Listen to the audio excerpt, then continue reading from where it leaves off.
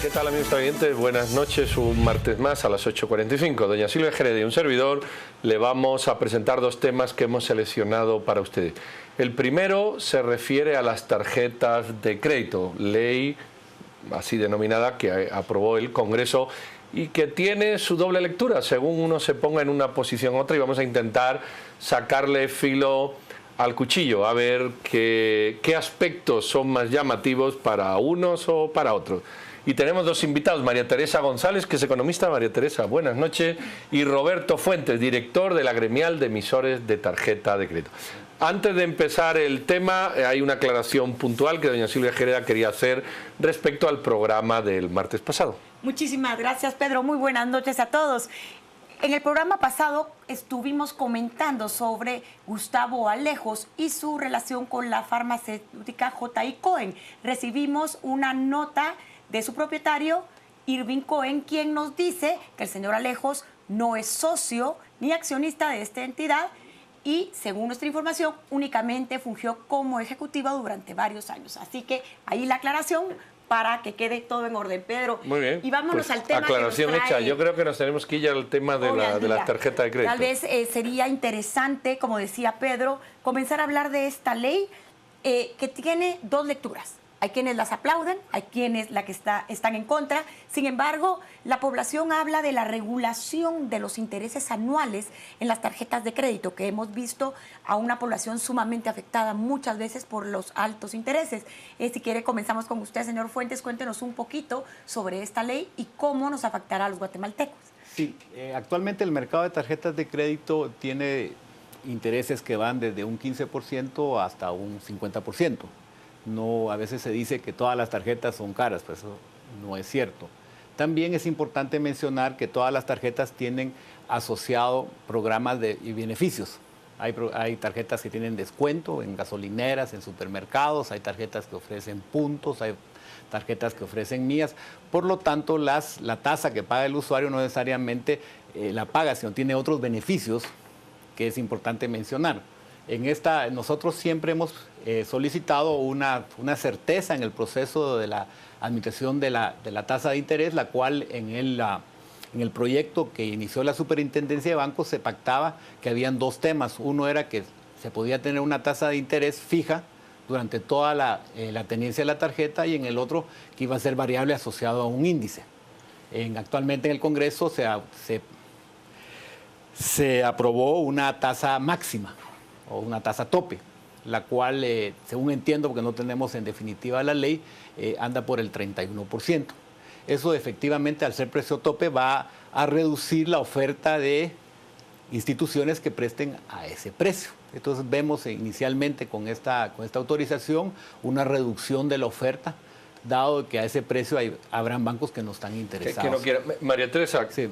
Desde otra perspectiva o desde la misma perspectiva, ¿era necesaria una ley de este tipo? Creo que sí era necesaria una ley de tarjetas de crédito, pero el enfoque que le dieron no es exactamente el mejor que podrían haberle dado. La gente está sumamente molesta por prácticas que consideran que no son las más apropiadas por parte de los emisores de tarjetas de crédito, y sin embargo muchas de estas cuestiones no fueron abordadas en esta ley. Leí la ley de Honduras, que está muy interesante y que aborda otro tipo de cuestiones donde sí realmente se ayuda al consumidor de las tarjetas de crédito. En este caso lo que están haciendo es poniéndole un precio tope a las tarjetas de crédito, al interés, al dinero. Pero el dinero, como cualquier otro bien, tiene un precio. Y en el momento en que nosotros empezamos a colocar precios topes, ocurre escasez. Bueno, ahí coinciden ustedes dos. Es decir, el precio tope va a reducir la oferta de quienes trabajen por encima de eso y va a generar unas limitaciones. Sí. Otra cosa, yo comparto ese criterio. Otra cosa que figura en esta ley es la necesidad, como si antes eso no ocurriera, porque yo tengo tarjetas como todo y me ha ocurrido, de que el emisor haga un estudio socioeconómico para ver hasta dónde presta. Eso no ocurría ya. Siempre ha ocurrido. Por supuesto, tienen un perfil del usuario. Porque esto se hace redundante si nadie presta sin saber a quién presta. Por eso es que me extraña el conocimiento, por eso es que la ley esta no es técnica, pues estos nuevos cambios que le hicieron a la ley lo hicieron con un desconocimiento de la forma que se trabaja ahorita. Todas las instituciones que emiten tarjetas de crédito están bajo la ley de bancos de Guatemala. Hay un reglamento específico para el otorgamiento de crédito a clientes menores. De ahí se especifica que debe haber una investigación crediticia, un análisis de la capacidad de pago y en función a eso que el banco otorgue o no el crédito. La percepción que se tiene es que como hay muchas gentes que tienen varias tarjetas, es que no lo hay. Pero no es cierto, hay una investigación total porque efectos que el banco quiere proteger su patrimonio. Ahora, aquí en el artículo 11, por ejemplo, me llama a mí la atención que establece un límite de crédito que se le otorga a una persona que no debe ser mayor a 2 veces su ingreso. Eso no estaba mensual. Ese límite, 2 veces su ingreso, no estaba regulado anteriormente, porque también vemos desproporción en los créditos que se dan a ciertas personas que paran perdiendo, como dicen, todo sí, por pagar esto. ¿No es eso una regulación que vale la pena acotar en este caso? Voy a contar un caso que nos ocurrió cuando pusimos la empresa hace más de 15 años. Por casi 2 años vivimos de mis tarjetas de crédito. Si yo no hubiera tenido ese crédito, no habríamos podido sobrevivir a la parte realmente de estrechez económica. Entonces, realmente las tarjetas de crédito tienen muchas funciones. La situación es que uno debe de conocer el costo que va a pagar por eso, tiene que saber que efectivamente posteriormente va a tener suficientes ingresos para poder pagarlas, pero poder poner una limitación así de baja a 2 veces el ingreso que uno tiene y limitar, por ejemplo, un viaje que yo quiero hacer y que yo puedo pagar el próximo año, poder limitar la compra de un electrodoméstico que yo quiero comprar. ¿Sí? O sea, poder topar mi tarjeta de crédito con una sola compra grande y después ya no tener para poder seguir utilizándola. Realmente creo que es un parámetro que no es técnico. O sea, que estamos estamos hablando que no le funciona a toda la gente. Los más afectados en esta ley, que fue declarado inclusive de urgencia nacional, somos los mismos consumidores, los mismos guatemaltecos. Al final, bueno, y los de menor ingreso, que posiblemente son los que necesiten un mayor crédito, como María Teresa apunta, para determinadas cuestiones. Totalmente. Yo creo que aquí hay una pregunta clave, porque yo veo que ustedes dos están de acuerdo en lo sustancial. Otras cosas... Sí. ¿Por qué esta ley de urgencia? ¿A quién le interesa esta ley entonces? Y además castiga la irresponsabilidad. O sea, es una tutela frente a la responsabilidad del ser humano. Pero ¿a quién le interesa esta ley? Según su visión, si no nos interesa a ninguno, ¿por qué se promueve esta ley? Lo que nos extraña es que se hayan introducido modificaciones sin haberlas compartido, porque son leyes técnicas.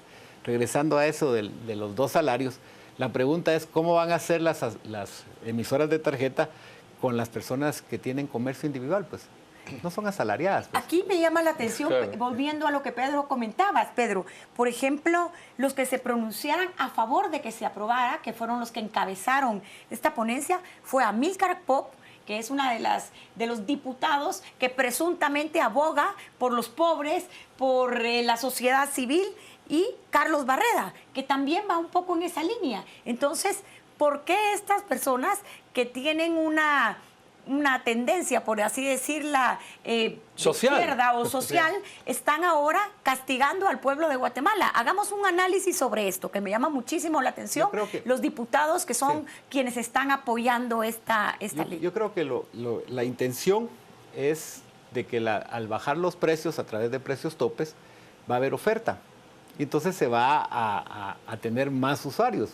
Pero la realidad económica es que los precios topes hay escasez, por lo tanto, no va a haber oferta. Entonces, ese es la extraño. Y lo otro es un desconocimiento que en los créditos, mientras más pequeño es, primero es más riesgoso y es más costoso de administrar. Pues. La precisión ellos tienen que el hipotecario es igual que ese crédito, no es igual, y por lo tanto, al ponerle un precio tope a un producto que tiene un costo más alto, pues obviamente se va a reducir. Entonces hay un desconocimiento del efecto de los precios topes. Lo que es un desconocimiento de principios básicos de economía, sí, diría yo. Sí, María Teresa, hay una pregunta, por ejemplo, un porcentaje elevadísimo, que según los estudios está entre el 60 y el 75% de la población es economía informal. ¿Cómo una persona en economía informal puede a partir de ahora acceder a este tipo de créditos, a fin de cuentas? Sumamente complicado porque están pidiendo una carta de ingresos. Ahorita, en muchos casos, las tarjetas de crédito que deciden tomar más riesgo y que toman a toda esta gente que es informal y que son los que llegan a cobrar hasta 60-70%, pues ellos las entregan con un riesgo, límites bajos y van creciendo lentamente conforme hay buena paga y hay un buen récord, les van subiendo su límite. En este caso, los están expulsando y los están mandando a que trabajen nuevamente con los usureros, como se solía trabajar en los 80s. O sea que cuando no había crédito. Eso es una buena predicción. Absoluto. ¿Va a aumentar el mercado de usureros por esas personas excluyentes dentro del marco legal del precio tope, como ha pasado en todos los países que ponen precio tope? En lugar de construir yo mi crédito y ser yo capaz de empezar a crear una cultura bancaria donde yo me bancarizo como pequeño comerciante, como pequeño profesional, en lugar de yo poder ir accediendo lentamente al sistema bancario donde yo me pueda formalizar, me están excluyendo completamente y otra vez voy a tener que regresar al efectivo y voy a tener que regresar a ver quién, el prestamista que me dé el dinero. ¿Sí? A mí me llama la atención, está también el artículo 12, donde prohíbe a la entidad bancaria debitar directamente de la cuenta del usuario el pago de la tarjeta de crédito, y me llama más la atención, y subcontratar a otras empresas que utilicen métodos de cobros que atentan contra la dignidad de la persona. Hagamos un análisis de este artículo. ¿Qué nos están diciendo? Pues primero es que no es, o sea, el banco sin autorización del cliente no puede cobrar nada porque es un depositario, o sea, no sé de dónde sacaron ellos que los bancos debitan automáticamente. Yo no he tiene que visto tener ese autorización del usuario para autorizar el acceso a su cuenta porque son fondos propios, o sea, no es... O sea, no conocemos al día de hoy. Es ilegal. Al día de hoy no conocemos de ninguna entidad bancaria que debite automáticamente y sin pedir permiso al usuario. No existe. Es que si se diera el caso, nosotros recibimos requerimientos de la superintendencia. Se puede ir a quejar esta persona, a quejar a la superintendencia, tiene un área de protección al consumidor, recibimos un requerimiento y si no comprobamos que está firmada la nota de parte del depositante, porque es independiente, tenemos que devolver el dinero. O sea, eso no se da ahorita, pues. A mí de acá lo que me parece más interesante es que muchas de las personas se quejan ya de los abusos ya al momento del cobro. Estoy yo moroso y empiezan la persecución, ¿verdad? Entonces, esa parte yo creo que sí se necesita regular. Yo sí considero que es un abuso que lo llamen a uno a las 6 de la mañana, a las 10 de la noche, que llamen el domingo, que llamen 40 veces seguidas. Creo que sí, las personas están molestas, están enojadas porque los bancos venden sus carteras morosas a algunos y algunas de las empresas que se dedican a esto realmente no conocen límites. Entonces, en Honduras, por ejemplo, sí pusieron horarios de 8 de la mañana a 8 de la noche, una llamada cuando finalmente localizan al usuario al día. Entonces, sí se deberían de poner regulaciones y sin embargo aquí lo dejaron abierto. En lugar de que realmente la ley protegiera al usuario de estos abusos, de que peguen hojitas con la foto de uno en los pósters de luz cerca de la casa diciendo que uno es moroso, o sea, este tipo de cosas son las que deberían de realmente regular y proteger a los usuarios. La ley hondureña, que es una ley bastante técnica, sí aborda directamente estas cuestiones. Aborda también, por ejemplo, el tema de la cancelación de una tarjeta de crédito por mora. Abre las puertas, que hasta hoy discutieron esa modificación, abre las puertas a que el banco le otorgue a uno un crédito fiduciario. En el caso hondureño abre las puertas a que los institutos de previsión otorguen el préstamo. Entonces, son cuestiones que realmente sí se podrían hacer cosas muy interesantes donde se ayude a la gente que cae en mora por cualquier situación, pérdida de trabajo, pérdida de ingreso. O sea, esas son cosas que a cualquiera de nosotros nos puede ocurrir en algún momento. Entonces, ahí sí deberían de haber algunos mecanismos de protección, pero no, ellos se fueron a lo sencillo, a donde ellos salen como que son los salvadores de todos, vamos a poner una tasa de interés al 10% para ayudar. O sea, que estamos hablando de un Congreso de la República que entró a legislar un tema de tarjetas de crédito donde ni siquiera tienen el conocimiento mínimo de lo que están haciendo. Eso sería una de nuestras primeras conclusiones. Todas estas modificaciones que tú hablas, hoy las conocimos. Se habla también de, por ejemplo, la enmienda del capítulo 9, que un cliente que alcance el 150% de la deuda puede reestructurar su deuda pagando únicamente el 20% de sus ingresos mensuales. Aquí hablan ya de una reestructuración de la deuda. Era lo que te hablaba. Hasta hoy hablaron de eso, de la reestructuración de la deuda, pero realmente la propuesta no está realmente bien estudiada. Habría que pulirla. Hay muchísimas cosas que hacerle, ¿verdad? O sea, la están sacando a la brava. ¿Y es el Congreso quien debe de legislar este tema de las tarjetas de crédito o quién es al final de cuentas quien debería estar en este tema? El proceso importante es seguir la parte técnica. Ya Guatemala es la industria de tarjetas de crédito, estamos hablando más de 800,000 usuarios, más de 15,000 millones de quetzales prestados. La que tiene mayor experiencia en esto es la Superintendencia de Bancos. Ellos son los que tienen que promover y fue la ley que nosotros participamos en su creación. Y obviamente son leyes muy técnicas porque hay que adaptarlas al ambiente económico legal que tenemos, al ambiente contractual que se tiene y a la transparencia en el términos de que lo que se diga se pueda aplicar. Pues nos extraña enormemente que todas las leyes económicas que Guatemala ha pasado, que es la ley de bancos, la ley de seguros, la ley del Banco Central, se ha respetado la opinión de del promotor, que es el que la hace y el que es el técnico. En este caso lo que tenemos son pues, o sea, cambios que se hicieron a última hora que desconocemos la aplicación. Es bien difícil, o sea, dicen, la vas a aplicar, lo del 150% es bien difícil porque es un saldo que varía. Entonces, ¿qué futuro tiene esto? Porque ya hemos visto que las leyes, por mucho esfuerzo que se haga, y pongo dos ejemplos que hicieron este gobierno y el anterior, los chalecos a los motoristas, mayor estupidez, porque no tiene otro nombre, que se dijo la primera vez y que se corroboró la segunda, no sé si vendrá alguien a hacerlo una tercera vez. ¿Qué futuro real tiene una ley donde se tutela la irresponsabilidad supuesta de los tarjetavientes, pero luego se le limita tanto que el tarjetaviente casi no va a existir? ¿Ustedes le ven a esto futuro? ¿Se puede reconducir por un proceso de amparo? No sé, ¿qué salidas le ven ustedes a esto? Sí, yo creo que lo que tenemos es la experiencia del pasado. Las tarjetas de crédito se ha tratado de legislar por varios gobiernos y el último que tuvimos fue el gobierno de Ríos Montt. En ese gobierno se llegó a un proceso similar, pues, donde pues, se impusieron tasas topes y tuvimos la resolución de la Corte de Constitucionalidad de que no era constitucional. Entonces, creemos pues que esta es la vía que se puede llevar pues para efectos de los emisores de tarjeta de crédito, es apegarse a la Corte de Constitucionalidad y hacer un proceso como se hizo hace 12 años, lo cual no hace sentido porque era una ley buena.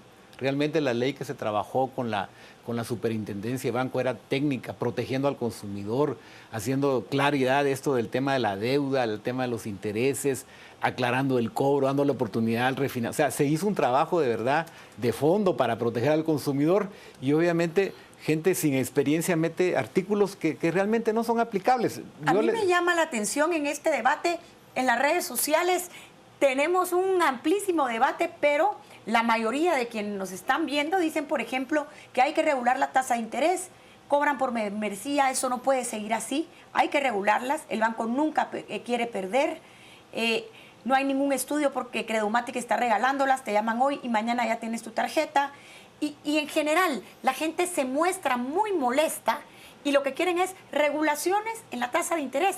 Hablemos un poquito de esto que la audiencia está reclamando y está solicitando. ¿Qué piensan ustedes? ¿Qué les contestarían a estos televidentes? Yo creo que lo que se confunde un poquito aquí es la experiencia individual con el mercado. O sea, aquí cuando uno oye todas estas situaciones específicas es que todos tenemos tarjetas de crédito, todos hemos vivido alguna situación incómoda o favorable, dependiendo pero esa es una persona, estamos hablando de 800,000 usuarios, que efectivamente si uno quiere dar el beneficio a todos esos usuarios, tienen que entender que hay un proceso para determinar si la experiencia individual es replicable. Y ahí es donde viene la confusión. O sea, por ejemplo, se dice, las empresas de tarjeta de créditos abusan. Muy bien, digo yo, abusan. Nosotros somos las instituciones más fiscalizadas.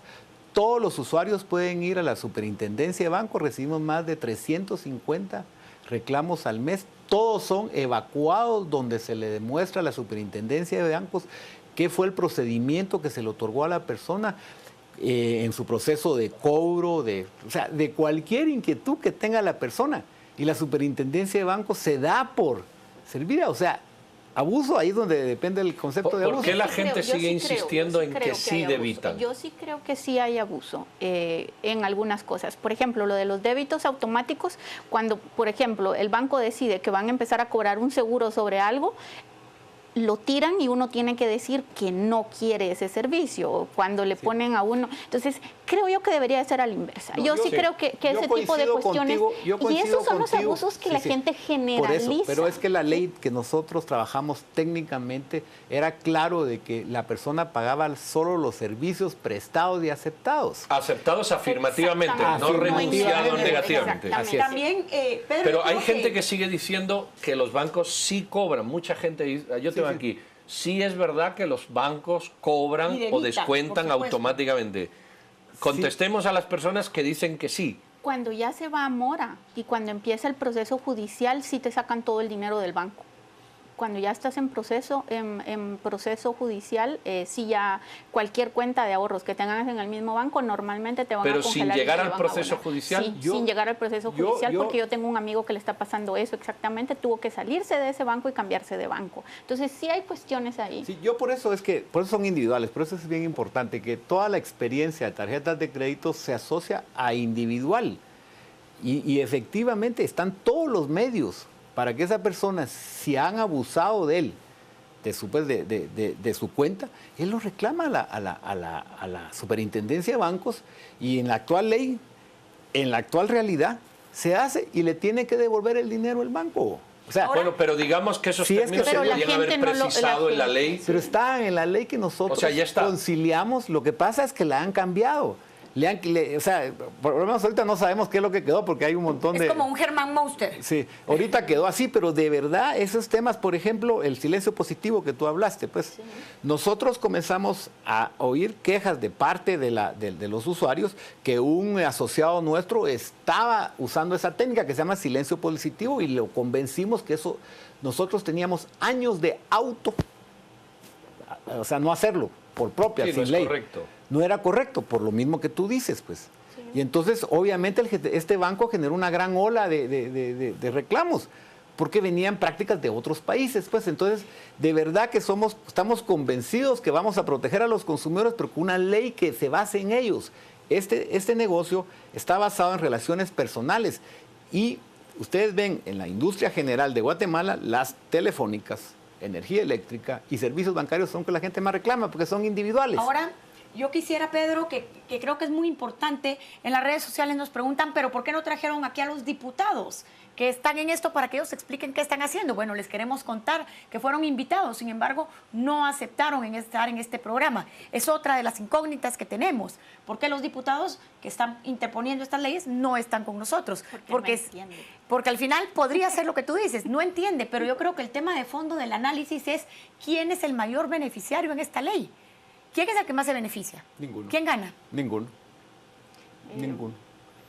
Ninguno porque por las consecuencias. Pues eso no es.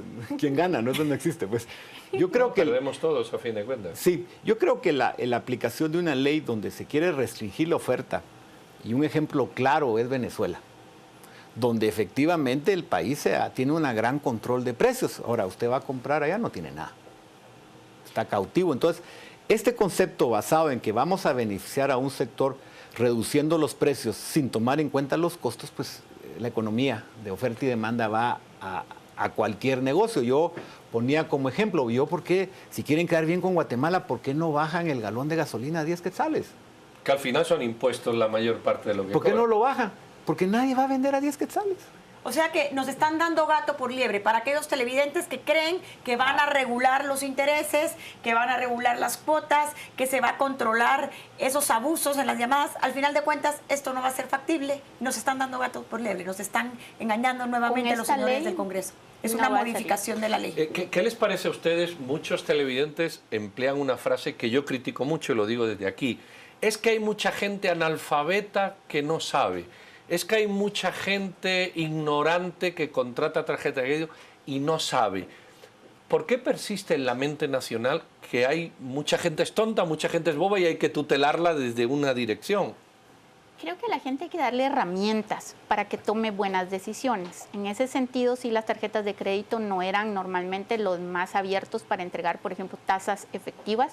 Yo hice una pequeña consulta entre la gente que me lee y mucha gente tiene vergüenza de explicar o de decirlo, que no entienden cuestiones financieras. Entonces sí, el desconocimiento financiero es grande y la gente se mete en problemas porque no tiene conocimiento financiero. Entonces sí, creo que también otra de las cuestiones que deberíamos de tener es más apertura para que realmente publiciten las tasas efectivas, que en los estados de cuenta realmente a la gente le llegue cuál es la tasa efectiva de lo que está pagando. Yo quiero dar un caso aquí para que lo analicemos. Este señor Oscar de León nos está diciendo en estos momentos cobros no éticos de tarjeteras. Credomatic me cobró recargos, intereses de tasa efectiva anual, más de 800%. Cancelé todo. Son casos que yo entiendo son individuales, pero al final afectan a todos los guatemaltecos. ¿Cómo podemos hacer para regular estos abusos que se están dando día a día? Sí, es que como le expliqué, la ley técnica lo incluía todo, o sea, incluía todas estas diferencias, la educación, el concepto de que la persona esté informada, se iba a reportar o sea, trimestralmente, que eran las tasas que cobraba cada programa, ponerlo en el estado de cuenta. Todo eso estaba incluido, queríamos proteger al consumidor. Pero eso es diferente a intervenir el mercado, a definir a quién le presta uno, a definir a qué precio le presta uno. Entonces creo que es importante la diferencia entre regular o intervenir. Muy bien, María y Roberto, muchas gracias. Ahí ven ustedes, a mí no me queda claro el tema de las tarjetas, pero me parece que a muchos tampoco. Yo presiento que somos un país muy triunfalista cuando a los empresarios les ponen topes. Eso ya pasó en Cuba, en Venezuela, y al final viven peor que vivimos aquí. Vamos a ver, aquí hay dos expertos. Uno, podríamos decir que está interesado en el tema, es el director, pero la otra no, es una economista independiente, y hay una coincidencia enorme en que se podía haber hecho una ley técnicamente que protegiera y que evidenciara estas cuestiones de la tasa de interés efectiva, pero al final se ha hecho una ley que lo que va es a limitar la capacidad de que usted pueda acceder a las tarjetas de crédito y la capacidad, o va a reducir la oferta precisamente por los premios tope. Me da que muchos diputados, además de algunas otras cosas, deben de aprender economía. O dicho de otra manera, la economía que utilizaban hasta ahora en beneficio propio parece que no es la misma que deben de plasmar en las leyes en beneficio colectivo. Muchísimas gracias a los dos. Nos vamos con nuestro compañero José Antonio Sandoval para ver. Juan Carlos, yo no sé por qué se me va el nombre de José Antonio y ya se está riendo, así que lo vamos a rectificar antes de que luego haya que hacerlo. Juan Carlos Sandoval. Gracias, doctor. Somos Trending Topic con a las 8:45 y será el tema que estaremos discutiendo esta noche junto a Adrián Zapata y al licenciado Mario Archila, quien como analista invitado estará a las 10 p.m. esta noche. Vamos a las redes. Diego nos plantea, hasta su propia ley tienen, ley de bancos, grupos financieros que les permiten hacer lo que se les da la gana. Pitágoras, lo que pasa es que la gente se gasta todo lo de la tarjeta y después no quiere pagar. Yo puse mi denuncia en la superintendencia de bancos y no protegen al consumidor. Abuso del Banco de Antigua también en la Diaco. Robin, la ley mayoritariamente no está pensada, perversa, nadie se beneficia. Elma, descontaron un seguro de carro cuando ni carro tengo, dice Elma. Ana Virginia, ¿es legal un débito automático de cuenta bancaria por una semana de retraso de pago? Es lo que plantea Vivi, pero que defina qué son cargos por servicios, eso es un abuso. Coca, que no traten de decir que son pocos los casos, las tarjetas abusan en todo sentido. Es parte de los muchos mensajes que tenemos esta noche. Ya la decíamos, somos tendencia con a las 8:45 como hashtag. Estaremos hablando de este mismo tema. Ley de tarjetas es nuestro hashtag de la noche a las 10 p.m. Mario Archila y Adrián Zapata antes una nueva entrevista junto con Pedro y Silvia. Quédense con nosotros en nuestro noticiero de las 8:45.